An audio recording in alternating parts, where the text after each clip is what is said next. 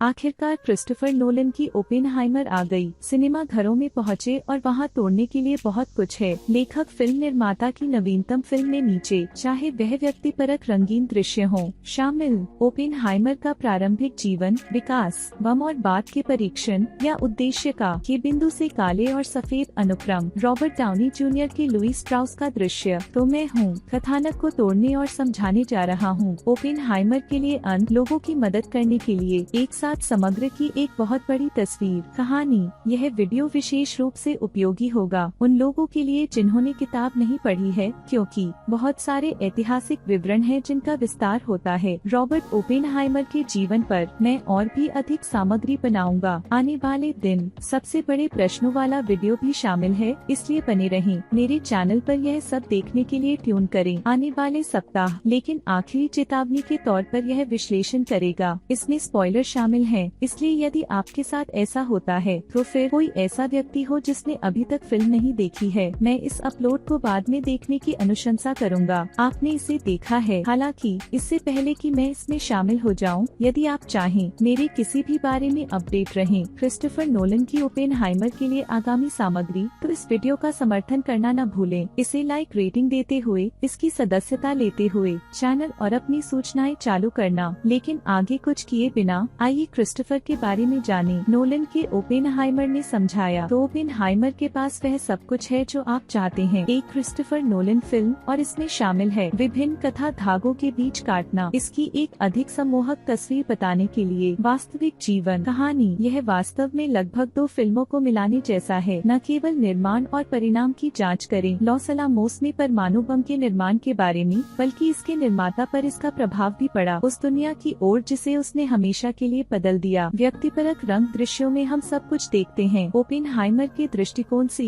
पर ध्यान केंद्रित करना, उनका प्रारंभिक जीवन, बम का विकास में न्यू मैक्सिको और उसके बाद का परीक्षण, जबकि उद्देश्य ब्लैक एंड व्हाइट से है। इसके बाद रॉबर्ट डाउनी जूनियर का दृष्टिकोण, ट्रिनिटी परीक्षण, और अंततः उसने निर्माण किया एक व्यक्तिगत प्रतिशोध ओपेनहाइमर के विरुद्ध, जिसका कुछ हद तक परिणाम हुआ। अंत में समानांतर सुनवाई। मैंने अमेरिकन प्रोमेथियस पुस्तक पढ़ी है। यह फिल्म उसी इतिहास पर आधारित है। वहाँ विस्तृत है के माध्यम से फिल्म में एक अनोखे तरीके से प्रस्तुत किया गया है संरचना, और नोलन काले रंग को कैसे एकीकृत करते हैं और सफेद और रंग, और क्योंकि बीच में बहुत उछल कूद होती रहती है, अलग अलग क्रम, इसे तोड़ने का सबसे अच्छा तरीका है आगे बढ़ना। कहानी प्रारंभ से अंत तक कालानुक्रमिक रूप से। तो चलिए सीधे इसमें आते हैं और चर्चा करते हैं। इतिहास को शुरू से अंत तक दिखाया गया है। नोलन की फिल्म संदर्भित पाठ के साथ खुलती है। प्रोमेथियस का मिथक, एक टाइटन जिसने आँख चुराई थी देवताओं से और इसे मानवता को दिया गया, और हम जानते हैं कि इसका अंत भयानक परिणामों के साथ हुआ। यह 3 घंटे के लिए एकदम सही टेबल सेटर है। एक अमेरिकी त्रासदी के बारे में बायोपिक थ्रिलर। यह सभी पौराणिक यथार्थवाद और गुंजाइश है। कहानी की मांग। कहानी रैखिक नहीं है और हम असल में कहानी वहीं से शुरू होती है जहां कहानी खत्म होती है। एक ऐसा क्षण जिसका विस्तार होना निश्चित है जब तक हम इसे दोबारा देखेंगे। लुई स्ट्राउस ओपेनहाइमर और आइंस्टाइन की देखरेख करते हैं। निकट झील पर बोल रहा हूँ। उन्नत अध्ययन संस्थान एक जगह है जहाँ ओपेनहाइमर बाद में एक क्षण में होगा निर्वासन का, और वह कहाँ संघर्ष करेगा। आंतरिक आघात। स्ट्राउस उन दोनों की बात नहीं सुनता के बारे में बात करें, लेकिन यह कई दृश्यों में स्पष्ट है। इससे पता चलता है कि उसे ओपेनहाइमर पर संदेह है। साम्यवाद और विश्वास के साथ उनके संबंधों को घेरते हुए उसने आइंस्टाइन के मन में उसके विरुद्ध जहर भर दिया है। शुरुआत से ही वे मिलनसार हैं और वह स्ट्राउस हैं जो ओपी को संस्थान से परिचित कराता है, लेकिन सालों बाद रिश्ता टूट जाता है। परिणाम स्वरूप ओपेनहाइमर ने सार्वजनिक रूप से उसे अपमानित किया। स्ट्राउस के प्रति आजीवन द्वेष भाग रहा। उससे ओपेनहाइमर दोनों का परिचय हमें मिलता है और स्ट्राउस के परीक्षण, और ये बुने गए हैं पूरी फिल्म में अनेक क्षणों में। ओपेनहाइमर का परीक्षण यह तय करने के बारे में है कि क्या उनकी सुरक्षा मंजूरी रद्द की जानी चाहिए, और काले और सफेद रंग में स्ट्राउस की सुनवाई के संबंध में है। इस अवधि में उनके उद्देश्य और भागीदारी का मैकार्थीवाद। मैं इन परीक्षणों की ओर वापस आऊंगा। इस स्टूडेंट का अंत। तो अलग से हमारे परिचय का पालन करें। कथा सूत्र। हम ओपेनहाइमर का अनुसरण करना शुरू करते हैं। विश्वविद्यालय और शिक्षा में अपने प्रारंभिक जीवन के दौरान चिंताजनक फिर भी वैज्ञानिक के बारे में, उस अवधि के दौरान जो विकास हो रहा था समय की, जबकि उन्हें अकादमिक सिद्धांत में प्रतिभा प्राप्त थी। कैम्ब्रिज वह अपनी आवाज ढूंढने के लिए संघर्ष कर रहा था। वह व्यावहारिक कार्य में खराब था जो कि था। उनके प्रोफेसर ने बताया, जिसे उन्होंने बाद में बताया सेब में इंजेक्शन लगाकर जहर देने का प्रयास। पोटेशियम साइनाइड हालांकि एक व्याख्यान से प्रेरित होने के बाद केनेथ ब्रेनॉक के नील्स द्वारा दिया गया। बोहर का हृदय परिवर्तन हुआ और वे हट गए। उसके प्रोफेसर के कार्यालय से सेब पुस्तक में बोहर एक प्रकार का भविष्यवक्ता है। ओपी और खुलापन चाहने का उनका विचार तर्क दिया जाता है। पूरी फिल्म में एक साझा विचारधारा है। बोहर और ओपी। बोहर की सलाह पर ओपेनहाइमर चला जाता है गोटिंगेन विश्वविद्यालय के लिए कैम्ब्रिज, जर्मनी में, जो का दिल है यूरोप में सैद्धांतिक भौतिकी। हमें जल्द ही पता चल जाता है कि विकास होता रहता है क्वांटम भौतिकी, और गोटिंगेन में यह था जैसे प्रतिभाशाली दिमागों के लिए विशेष रूप से रोमांचक। ओपेनहाइमर वह सक्षम था मैथियास वेगहोफर जैसे लोगों के अधीन काम करना। वर्नर हाइजेनबर्ग और एनरिको फर्मी, और वह प्रयोगशाला में शीघ्र ही सम्मानित हो जाता है। ओपेनहाइमर वैज्ञानिक से बहुत कुछ सीखते हैं। हाइजेनबर्ग, जिनके साथ वह बाद में रहेंगे, कुछ हद तक एक दौड़ जिसके लिए वह जिम्मेदार था, जर्मन बम प्रयास, जो कभी भी पूर्ण नहीं हुआ, फलित हुआ। तो एक महत्वपूर्ण सदस्य बनने के बाद ओपेनहाइमर भौतिकी समुदाय लौट आए अमेरिका में क्वांटम लाने के लक्ष्य के साथ। उसके साथ नवाचार। बर्कले विश्वविद्यालय में भी प्रोफेसर बन गए और एक का निर्माण और विकास किया। भौतिकी विभाग आरंभ में संलग्न होने के लिए संघर्ष करने के बाद समय के साथ छात्र और व्याख्यान तैयार करते हैं। वे इतने सारे वाक्पटु व्याख्यान देंगे। विद्यार्थियों ने भाग लिया। कार्यरत जोश हार्टनेट के अर्नेस्ट लॉरेंस के साथ वह बनता है एक वर्ग जिसे पुस्तक में ओपी के नाम से जाना जाता है। लड़कों और अपने मंच का उपयोग करते हुए वह दृढ़ संकल्पित है क्वांटम भौतिकी को आगे बढ़ाने के लिए जो था। जर्मनी में उनसे परिचय हुआ। बर्कले ओपेनहाइमर की नई शुरुआत थी, जरूरत थी, लेकिन चीजें तब करवट लेने लगी जब यह राजनीति में उनके शामिल होने की बात आई, और यह एक परिणाम था। द्वितीय विश्व युद्ध में क्या चल रहा था इसके बारे में नाजी, और यद्यपि यह सामान्य ज्ञान नहीं था, ओपेनहाइमर भी यहूदी थे। ओपेनहाइमर का साम्यवाद से जुड़ाव। वास्तव में सभी एक कट्टरपंथी महिला के पीछे पड़ गए। जीन टैटलॉक के नाम से जाना जाता है, जिसका किरदार फ्लोरेंस ने निभाया है। कम्युनिस्ट पार्टी की एक सभा में पुग ने उनका स्वागत किया। हम उन दोनों के बीच एक भाव से भरा दृश्य देखे जहां ओपी यहाँ तक कि हिंदू धर्म ग्रंथ भागवत गीता का भी पाठ करते हैं, जिसे उन्होंने ट्रिनिटी के दौरान प्रसिद्ध रूप से उद्धृत किया है। फिल्म में बाद में परीक्षण करें। जीन एक मनोविज्ञान है, बर्कले में छात्रा, लेकिन वह भी एक सदस्य है कम्युनिस्ट पार्टी का। के दौरान कम्युनिस्ट पार्टी का हिस्सा रहे। यह समय सामान्य से हटकर नहीं था। आसपास की स्थिति। हिटलर और नाजियों के विरुद्ध युद्ध। उस समय कम्युनिस्ट पार्टी के लिए काम करते थे। उचित वेतन और शरणार्थियों की मदद करना, जो ओपेनहाइमर ने भी देने में योगदान दिया। स्पेनियों को पैसा, युद्ध पर प्रयास। इसलिए कम्युनिस्ट फांसीवाद के खिलाफ खड़े हुए, और यह जीन ही था जिसने वास्तव में उसका परिचय कराया था। कारण जिसकी मदद करने में उन्हें खुशी हुई, वह इसका पूर्ण सदस्य नहीं था कम्युनिस्ट पार्टी, लेकिन उन्होंने एक की सदस्यता ली। उनके बहुत सारे विचार। वह जीन से प्यार करता था और उसके माध्यम से वह शेवेलियर और दोनों से दोस्ती हो गई। ये रिश्ते अंततः होंगे ओपेनहाइमर के लिए सबसे बड़ी बाधाओं में से कुछ बन गए। उसके बाद के परीक्षण के दौरान उनके भाई फ्रैंक भी कम्युनिस्ट से अलग थे। पार्टी अमेरिकी सरकार के लिए और अधिक ईंधन तैयार कर रही है उपयोग करने, और जैसे जैसे वह और अधिक शामिल होता गया, अर्नेस्ट लॉरेंस वामपंथी राजनीति को लाने के लिए उन्हें डांटा। कक्षा में विचार विश्वास करते हुए कि वे से अलग रखा जाना चाहिए। विज्ञान। हालांकि ओपेनहाइमर अधिक जुड़े हुए थे, पता चला है कि उनके संबंध कम्युनिस्टों से हैं। उनकी तुलना में बहुत अधिक कट्टरपंथी या व्यापक नहीं थे। परिप्रेक्ष्य और वास्तव में उसकी हरकतें उस पर प्रकाश डाला। उन्होंने जीन से नाता तोड़ लिया और एमिली प्लांट से मिले। कीती, जिन्होंने कम्युनिस्ट पार्टी भी छोड़ दी, और यह स्पष्ट था कि यही वह महिला थी। साथ होना तय था। कीती के पास है पहले 3 बार शादी हो चुकी थी, लेकिन उसके बाद ओपी से मिलना और दोनों साथ में समय बिताना। अमेरिका और न्यू मेक्सिको में वे जल्द ही मिल गए। विवाह है, तो यह हमें इसके निर्माण की ओर लाता है। मैनहट्टन परियोजना। द्वितीय विश्व युद्ध और मंडराते खतरे के कारण नाजियों ने पहले अपना बम पूरा किया। अब उपयोग से आगे बढ़ने का समय आ गया है। अकेले सिद्धांत। जैसा कि ओपी फिल्म में कहते हैं, सिद्धांत ही होगा तुम्हें इतनी दूर ले चलो। और भौतिकी में एक नए रहस्योद्घाटन के बाद यह ओपी को स्पष्ट हो गया कि उसे इसमें शामिल होना होगा। युद्ध प्रयास में जिस दिन ब्लैक होल्स पर उनका पेपर प्रकाशित हुआ, उस अभूतपूर्व कार्य पर ग्रहण लग गया। हिटलर द्वारा पोलैंड पर आक्रमण, जो बिल्कुल सही है। यह किताब में कैसे चलता है, और मैं वास्तव में ऐसा ही हूँ खुश। नोलन ने उस विवरण को फिल्म में शामिल किया। हालांकि इसके शीर्ष पर एक वैज्ञानिक खोज बनाया गया था। यह ज्ञात हो गया था कि जब आप बमबारी करते हैं न्यूट्रॉन के साथ यूरेनियम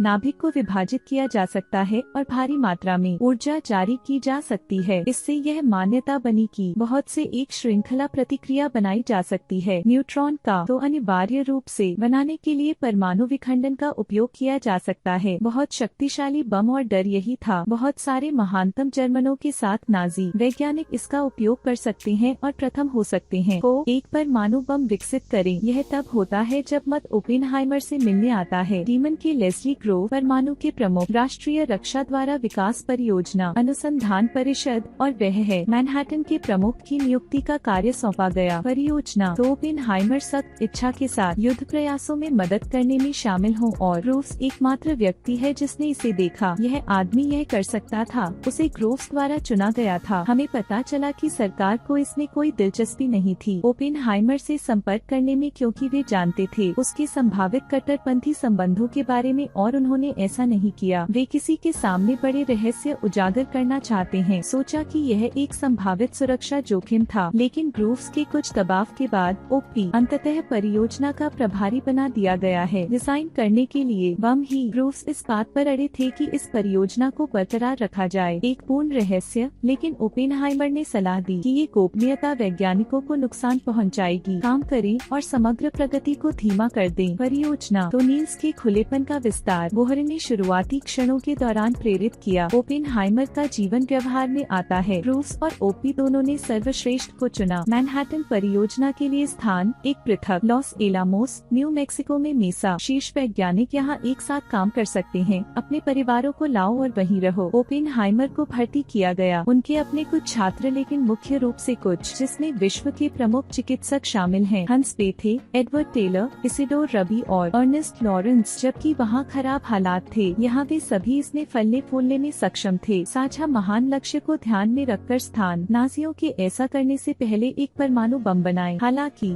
बम के दौरान कुछ समस्याएं थी। प्रोजेक्ट और मुख्य बात गोपनीयता के उस मुद्दे से जुड़ी है जिसकी मैंने पहले चर्चा की थी। वैज्ञानिकों की शिकायतें थी अत्यधिक सुरक्षा उपायों के बारे में सेना द्वारा, और हम जैसे फिल्म में बाद में जाने सेना ने क्या किया था। ओपेनहाइमर का फोन टैप किया और उसे अपने पास रख लिया। निरंतर निगरानी। इसके अतिरिक्त ओपेनहाइमर को विवादों का समाधान करना था। वैज्ञानिकों और के बीच सेना अपना ध्यान केंद्रित रखने का प्रयास कर रही है। एडवर्ड टेलर ने प्रस्ताव दिया कि वे हाइड्रोजन का उपयोग करें। जैसा परिणाम होगा वैसा बम बनाना, मेगाटन के बराबर का विस्फोट। ओपेनहाइमर का मानना था यह अत्यधिक था और खारिज कर दिया। विचार। एक क्षण ऐसा आता है जब टेलर निराश हो जाता है और ओपी को छोड़कर लॉस अलामोस छोड़ने की धमकी देता है। यह वादा करके उसे रुकने के लिए मना लेता है। वे एक बार लैब में एक साथ 1 घंटा बिताएंगे। 1 सप्ताह उन्होंने वैज्ञानिकों और सेना को खुश रखा और कई विस्फोट परीक्षणों और डिजाइन के बाद काम उन्होंने सब कुछ पूरा कर लिया था। एक समय असंभव लगता था परमाणु हथियार का विस्फोट, जबकि बम का निर्माण करना कठिन था। और वे एक परमाणु श्रृंखला प्रतिक्रिया बनाते हैं नियंत्रित कर सका। जो स्पष्ट रहा वह क्या था के परिणाम स्वरूप बाद में घटित होगा धमाका। इसकी सबसे कम संभावना थी कि विस्फोट से वातावरण में आग लग सकती है और पृथ्वी पर सारा जीवन नष्ट कर दो। हालांकि यह बहुत बड़ा जोखिम था। उन्होंने इसका सूत्रीकरण किया। 2 बम डिजाइन, एक जिसका नाम फैट मैन और दूसरे का नाम लिटिल बॉय रखा गया। बाद वाला जिसे अंततः हटा दिया गया। हिरोशिमा, जहां बंदूक संयोजन विधि का उपयोग किया गया। U-235 को U-235 के दूसरे द्रव्यमान पर दागा जाता है। जब वे मिलकर वे एक क्रांतिक द्रव्यमान बनाते हैं जो प्रारंभ होता है एक परमाणु प्रतिक्रिया। दूसरी ओर फैटमैन बम का इस्तेमाल किया। नागासाकी में एक प्लूटोनियम बम का विस्फोट किया गया था। इस विधि से प्लूटोनियम विस्फोटकों से घिरा हुआ है और एक बार सक्रिय होने पर यह संपीड़ित है और एक अन्य परमाणु प्रतिक्रिया है बंद कर दिया गया है। उन्हें इस बात पर कम यकीन था कि यह तरीका ऐसा करेगा काम करते हैं और इसीलिए हम उन्हें ले जाते हुए देखते हैं। अधिक विस्फोट परीक्षण। जबकि बमों का उत्पादन बहुत बड़ा था, उन्हें जो मुद्दे मिले उनमें से कुछ अन्य मुद्दे भी जिसे फिल्म में बेहतरीन ढंग से दर्शाया गया है। राजनीतिक को घेरो और हथियार के उपयोग के नैतिक निहितार्थ, विशेषकर जब उन्हें पता चले कि हिटलर है मर चुका है और जर्मनों ने आत्मसमर्पण कर दिया है। ओपेनहाइमर ने आपस में विचार विमर्श करना शुरू कर दिया। लॉस अलामोस के वैज्ञानिक इस विचार को जारी रख रहे हैं। खुलेपन का, जिसे वह और बोहर आगे बढ़ाना चाहते थे, के लिए एक और के खतरों पर चर्चा करने के लिए परमाणु ऊर्जा और 2 औचित्य पर बहस करें। का जापान पर बम का प्रयोग। जबकि जापानी आत्मसमर्पण के करीब थे, साथ ही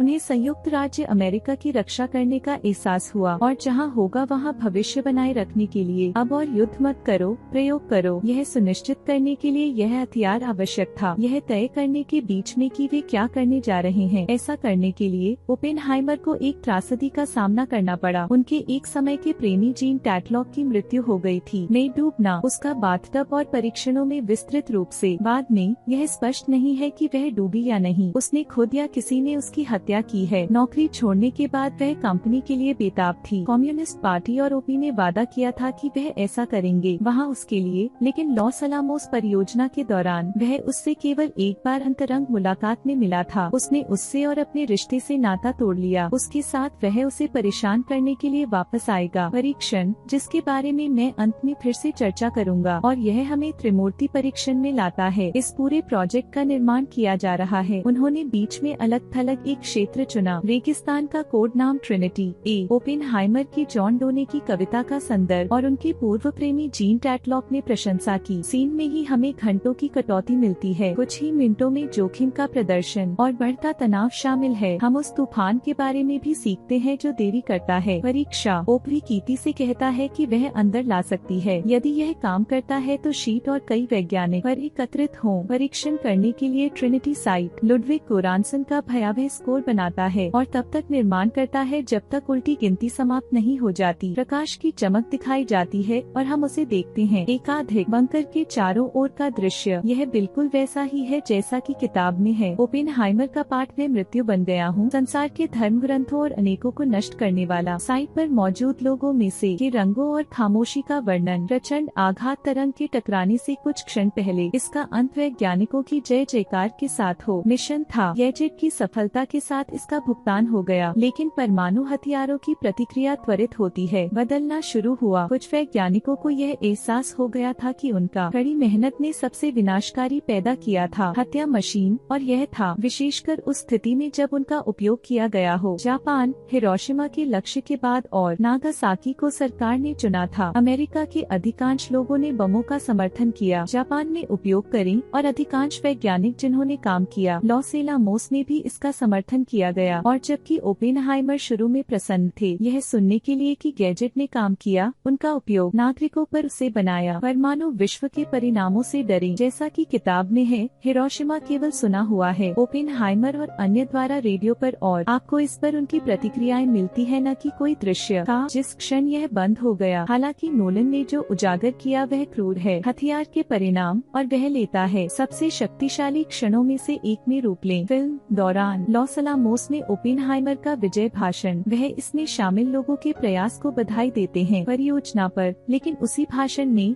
हम आघात की कल्पना करने के लिए उसके दिमाग के अंदर जाएं। वह अब उसे साथ रहना होगा। वह जले हुए लोगों और जलाए गए बच्चों की तस्वीरें खींचता है। विस्फोट में हॉल के चारों ओर जहां लोग थे जश्न मना रहे हैं। यह एक अद्भुत दृश्य है जो वास्तव में संचार करता है ये हथियार कितनी भयावहता पैदा कर सकते हैं, और यह वास्तव में ओपेनहाइमर के रूप में अनुवादित होता है, महसूस करता है, और उस पल से आसपास के लोगों पर उसका रुख, अधिक बमों का विकास, और भी बहुत कुछ। विशेष रूप से त्वरित गति से चलने वाला हाइड्रोजन बम, हथियारों की दौड़। जबकि ओपेनहाइमर परमाणु के खिलाफ नहीं थे, हथियार परिचय के लिए उन्हें जिम्मेदारी महसूस हुई उन्हें, और उसे लगा जैसे यह उसका कर्तव्य था, यह प्रयास करना और प्रभावित करना कि उनका उपयोग किस प्रकार किया जाता है। भविष्य के अध्यक्ष नियुक्त होने के बाद सामान्य सलाहकार समिति और शुरुआत के सदस्यों से असहमति है। लुईस स्ट्राउस सहित सरकार, उन्होंने तर्क दिया जिसके बारे में अमेरिका को सोवियत को बताना चाहिए। मैनहट्टन परियोजना टालने की आशा में भविष्य की हथियारों की होड़, सरकार ने इसे खारिज कर दिया। बम कार्यक्रम को गुप्त रखा और आरोप लगाया। सत्ता पर नियंत्रण के लिए आगे ओपेनहाइमर तत्कालीन राष्ट्रपति से मिले ओवल ऑफिस में, जो एक शानदार और है गैरी के साथ एकमात्र दृश्य। ओल्डमैन का हैरी ट्रूमैन, वह राष्ट्रपति के खुलासे के सामने टूट जाता है। उसे लगता है कि उसके हाथों पर खून लगा है, और एक बार बैठक समाप्त हो जाती है और ओपी बनाता है उसका रास्ता। ट्रूमैन उसे क्राई बेबी साइंटिस्ट कहते हैं, जबकि ओपेनहाइमर रोकने पर आमादा था। अधिक बमों का विकास, कुछ ऐसा बस उस जहरीली राजनीति में काम नहीं कर रहा था। गोला, यह ध्यान देने योग्य बात है कि एडवर्ड टेलर रुके थे हाइड्रोजन बम पर काम करने के लिए लॉस अलामोस में, जो कि उससे सैकड़ों गुना अधिक शक्तिशाली है, जो जापान में गिराए गए। तो सेवा करने के बाद भी अपने देश के साथ साथ उन्होंने भी ऐसा किया और करने की कोशिश कर रहे हैं। संपूर्ण विश्व के लिए बेहतर भविष्य बनाए। ओपेनहाइमर सरकार के सामने खड़े होने में विफल रहे और अंततः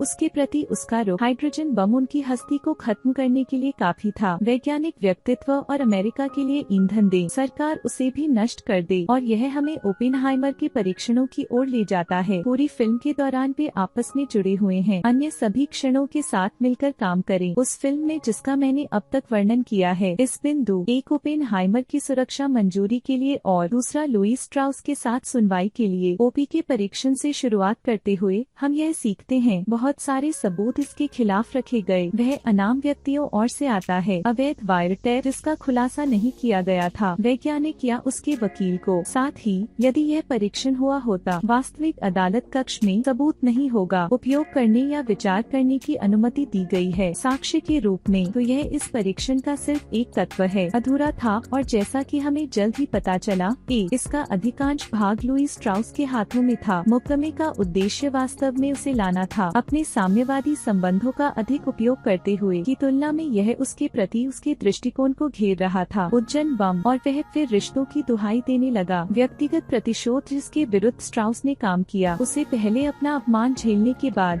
परीक्षण दृश्यों में वे शामिल थे। ओपी का बचाव करने के लिए आगे आ रही हैं, लेकिन यह केवल जेसन क्लार्क के रोजर रॉब और देने के लिए काम किया। कमरे में अन्य व्यक्ति अधिक साक्ष्य देते हैं। उसे नष्ट करने के लिए Leslie Grove, Matthew Modine, Vannevar Bush, Isidor Rabi और किटी थे शामिल है, जिसमें बाद वाला भी एक है। केवल लोग ही दृढ़ता पूर्वक उसका बचाव करते हैं, और ऐसा इसलिए है क्योंकि वह वास्तव में अकेली थी। वह व्यक्ति जो वास्तव में उसे समझा, एडवर्ड टेलर ने उसके खिलाफ गवाही दी। ओपेनहाइमर की भावनाओं के प्रति आक्रोश व्यक्त किया गया हाइड्रोजन बम पर, यहाँ तक कि बहुत से लोग उसके बचाव में बोल रहे हैं। अभियोजक साक्ष्य तैयार करने में सक्षम थे, इससे उसे दुख होगा और इसकी पहचान हुई। 40 के दशक की घटना जहाँ ओपेनहाइमर का मित्र था शेवेलियर ने उसे जानकारी देने की कोशिश की के बारे में सोवियत संघ के लिए बम परियोजना। ओपेनहाइमर ने उस समय मना कर दिया था, लेकिन अंदर वर्षों बाद हमें पता चला कि उसने ऐसा नहीं चुना, नहीं घटना के बारे में कुछ भी बताना शेवेलियर को सरकार। और जब अंततः उसने ऐसा किया, तब भी उसने कभी नहीं किया शेवेलियर के नाम का उल्लेख किया, क्योंकि वह रक्षा कर रहा था उसका मित्र। यह उसके अफेयर के ज्ञान के साथ संयुक्त है। जीन टैटलॉक और सभी के साथ उसके सदस्यों के साथ अन्य संबंध थे। पार्टी को सभी अभियोजन की आवश्यकता थी। परीक्षण में एक प्रभावी क्षण है जहां किटी ओपेनहाइमर के साथ यौन संबंध बनाने की कल्पना करती है। जीन एक मुकदमा और कार्यवाही समाप्त होने के बाद वह रॉबर्ट से कहती है कि वह इससे तंग आ चुकी है। अभियोजन पक्ष उनके हर पहलू का विश्लेषण कर रहा है। जीवन और ओपेनहाइमर की इच्छा की कमी प्रतीत होती है बचाव करने के लिए वह स्वयं। यह आपको केवल कल्पना करने पर मजबूर करता है कि उनका क्या हाल रहा होगा महसूस हो रहा है, और यह वास्तव में नुकसान पहुंच जाता है। इस परीक्षण के बाद भी उनके साथ ऐसा ही हुआ। समाप्त थका देने वाली सुनवाई खत्म होने के साथ सुरक्षा बोर्ड ने ओपेनहाइमर के विरुद्ध मतदान किया, उसकी सुरक्षा मंजूरी बनाए रखना, और जबकि उन्होंने कहा कि इसका कोई सबूत नहीं है, उन्होंने दावा किया कि वह स्वयं कभी कम्युनिस्ट थे। वह उनके व्यवहार में खराब निर्णय दर्शाया गया था। यदि आप कहानी जानते हैं तो ओपेनहाइमर इसमें शामिल हो गए निर्वासन, और जबकि यह उसके लिए अपमानजनक था, फिर अंततः मैकार्थीवाद खत्म हो गया और अमेरिका उनके व्यवहार से शर्मिंदा था। का मनुष्य वास्तव में एसी ने उन्हें एनरिको फर्मी से सम्मानित किया, परमाणु क्षेत्र में उत्कृष्टता के लिए पुरस्कार, अनुसंधान, और हम इसे फिल्म में देखते हैं। किलियन मर्फी एक वृद्ध ओपेनहाइमर के रूप में। कीटी ने एडवर्ड से हाथ मिलाने से इनकार कर दिया। टेलर, जिन्होंने 1 वर्ष पहले यही पुरस्कार जीता था, यह दिखाते हुए कि वह उस घटना को कभी नहीं भूलेगी कि उन्हें पार कर लिया गया। और इस हमें फिल्म में दूसरी सुनवाई की ओर ले जाता है, एक जिस पर हम फिर से लौटते हैं। काले और सफेद रंग में फिल्म सुनवाई उनकी नियुक्ति पर केंद्रित है कि अमेरिकी सचिव के रूप में वाणिज्य। स्ट्राउस इसके कारणों के बारे में विस्तार से बताते हैं। उन्हें ओपेनहाइमर से समस्या थी। आखिरकार यह कुछ कारणों से सामने आया। आरंभिक अपमान वह था उन्हें ओपेनहाइमर के हाथों पर सहना पड़ा। एक सार्वजनिक सुनवाई, और दूसरा इससे उपजा बातचीत को लेकर उसका अपना व्यामोह। झील पर ओपेनहाइमर और आइंस्टाइन के बीच उसने सोचा कि ओपी ने आइंस्टाइन को जहर दे दिया है उसके खिलाफ, और ओपी के प्रति उसकी नफरत होगी। उसका अपना पेशेवर पतन बन गया। स्ट्राउस की सुनवाई में उन्हें उच्चतर वेतन देने से इनकार कर दिया गया। स्थिति क्योंकि कई वैज्ञानिक और प्रमुख हस्तियां, जिसमें रामी मालेक की डेविड हिल पर प्रकाश डाला गया, ओपेनहाइमर के अपमान में उनकी संलिप्तता पर पगडंडियां। यह विज्ञान बनाम राजनीति और था वफादारी को खिड़की खिड़की से बाहर फेंक दिया गया था। फिल्म सवाल उठाती है कि वफादार होने का क्या मतलब है, अपने देश के प्रति उस निष्ठा पर आप कैसे प्रतिक्रिया करते हैं। पूछताछ की जाती है, लेकिन यह स्ट्राउस के लिए प्रतिशोध था और ओपेनहाइमर को न समझने का मामला। परमाणु ऊर्जा पर रुख और न ही उन्होंने क्या कहा। उस झील पर आइंस्टाइन को और अंतिम दृश्य से पता चलता है कि वास्तव में क्या था कहा। फिल्म जहाँ के बहुत करीब समाप्त होती है शुरू किया। शुरुआत में हमने स्ट्राउस को ओपी को देखते हुए देखा और दूर से आइंस्टाइन की बातचीत, लेकिन यहाँ हम चर्चा को परिप्रेक्ष्य से देखते हैं। ओपेनहाइमर का आइंस्टाइन उन्हें उनके जीवन के बारे में कुछ ज्ञान देते हैं और उसे जिस अंधकारमय भविष्य का सामना करना पड़ेगा। उनका कहना है कि जब तक दुनिया उन्हें वह मिल गया है जो वे उससे चाहते थे, पदक और प्रशंसा उसे अंततः मिलेगी जिससे दुनिया उससे दूर हो जाए। इससे परमाणु के बारे में बातचीत शुरू होती है, बम ही और विशेष रूप से बम का विस्फोट कैसे हुआ। हो सकता है कि एक श्रृंखला प्रतिक्रिया शुरू हो गई हो और माहौल को सुलगा दिया। ओपेनहाइमर और आइंस्टाइन की बातचीत समाप्त होती है पूर्व पूछताछ के साथ, क्या उसके आविष्कार ने दुनिया को नष्ट कर दिया है। वैसे भी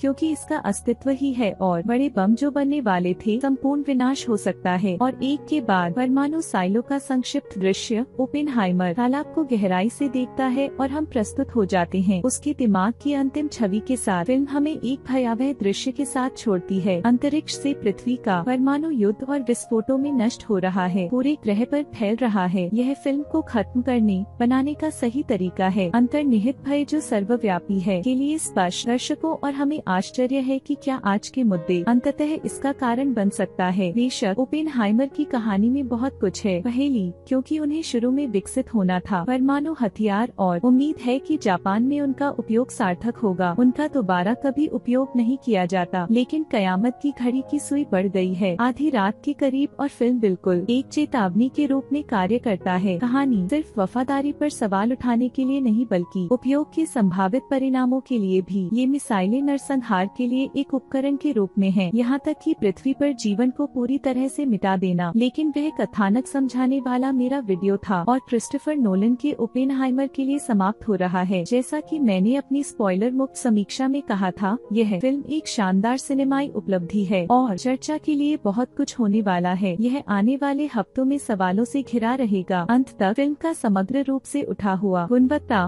पुस्तक का अनुकूलन और कथा के केंद्रीय विषय। लेकिन मुझे उम्मीद है कि इस ब्रेकडाउन से कुछ मदद मिली होगी। आप लोग घटनाओं को समझते हैं और छोटी विवरण थोड़ा बेहतर है, और कुल मिलाकर मैं देख रहा हूँ। सुनवाई के लिए आगे फिल्म पर आपके विचार तो मत भूलना मुझे नीचे टिप्पणियों में बताएं। अनुभाग फिर मैं बहुत सारे ओपेनहाइमर भी करूँगा रिलीज सप्ताह के दौरान वीडियो, जिसमें ये सबसे बड़े प्रश्न अपलोड होते हैं जहाँ मैं जाता हूँ इससे अधिक जिसके बारे में मैंने यहाँ बात नहीं की है और मैं क्यों सोचता हूँ इस पर चर्चा करने वाला एक स्पॉइलर से भरा निबंध। क्रिस्टोफर नोलन की नवीनतम विशेषता एक उत्कृष्ट कृति है, इसलिए जब भी मैं पोस्ट करूँ तो ध्यान रखें, सुनिश्चित करें कि आप इसमें से कुछ भी न चूकें। क्रिस्टोफर नोलन के ओपेनहाइमर पर और अधिक जानकारी के लिए फिर चैनल को सब्सक्राइब करें और चालू करें आपकी सूचनाएं। इसके अलावा अगर आपको यह वीडियो अच्छा लगा हो तो याद रखें एक लाइक, रेटिंग छोड़ें और फॉलो करें। विवरण में दिए गए लिंक के माध्यम से मुझे सोशल मीडिया पर। लेकिन फिर भी मुझे आशा है कि आप लोगों ने इसका आनंद लिया है। मैंने लिया है। कॉटेक्स रहा और हमेशा की तरह कुछ शोर मचाता रहा।